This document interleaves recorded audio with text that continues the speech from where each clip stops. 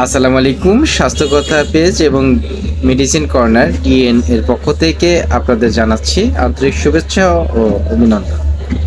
আমি একজন স্বাস্থ্যকর্মী হিসাবে বিভিন্ন জায়গায় বিভিন্ন রকম সেবা দিয়ে থাকি এবং স্বাস্থ্যসেবা দেওয়াতে আমি বিভিন্ন জনের কাছ থেকে বিভিন্ন রকম সমস্যা শুনে থাকি। তবে আজকে একটি ভয়ংকর তথ্য এবং ভয়ংকর বিষয় নিয়ে আপনাদের সামনে আলোচনা করব।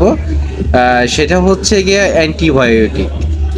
আপনারা অবশ্যই জেনে থাকবেন ইতিমধ্যেই বঙ্গবন্ধু শেখ মুজিব মেডিকেল কলেজ থেকে ঘোষণা করা হয়েছে বাংলাদেশে প্রায় ৩৬ রকম অ্যান্টিবায়োটিক কাজ করে না।